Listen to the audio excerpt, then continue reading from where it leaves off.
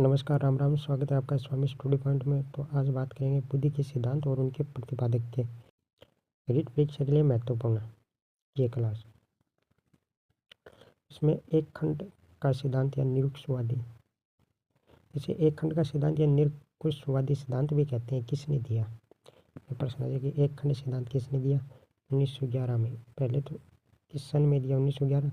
बिने, टर्मन, वेस्टरस्टन ने। ये तीन है। BTS, इसे याद कर लो, ना रही तो BTS। ठीक है, 1911। इसमें दूसरा सिद्धांत है द्विखंड का सिद्धांत है, 1904 स्पीयरमैन। एक खंड का हो गया बिने, टर्मन, स्टर्न, फिर द्विखंड, फिर तीन खंड। द्विखंड और तीन खंड का सिद्धांत स्पीयरमैन ने दिया। द्विखंड का सिद्धांत है 1904 में। ठीक है, अगला बहुखंड का सिद्धांत है थॉर्नडाइक। तो ऐसे आ जाए कि बहुखंड का सिद्धांत किसने दिया? चार नाम आ जाएंगे, बिने, टर्मन, स्पीयरमैन या थॉर्नडाइक। तो थॉर्नडाइक। ठीक है, एक खंड का बिने, टर्मन, स्टर्न, द्विखंड का स्पीयरमैन, तीन खंड का स्पीयरमैन और बहुखंड का थॉर्नडाइक। समूह कारक सिद्धांत है थ्रस्टन व केली का। ठीक है, अगला ये सिद्धांत है। उसके बाद आता है बुद्धि लब्धि। IQ ज्ञात करने का सूत्र। सूत्र क्या है? परीक्षा में कि बुद्धि लब्धि ज्ञात करने का सूत्र क्या है?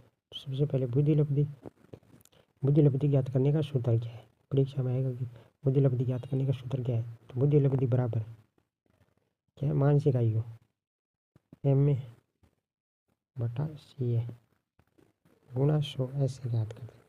यदि किसी की मानसिक आयु 10 वर्ष है, वास्तविक आयु है 5 वर्ष, तो ऐसे 100,000 बटा 500,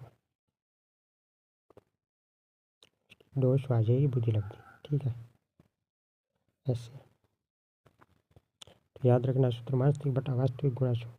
बुद्धि लब्धि ज्ञात करने का सूत्र का प्रतिपादन किसने किया था? विलियम स्टर्न ने, 1912 में। याद रखना सन। बुद्धि लब्धि ज्ञात करने के सूत्र का सर्वप्रथम प्रयोग हुआ 1916 में। ठीक है, दिया कब गया? 12 में, और ज्ञात उसका प्रयोग हुआ 1916 में।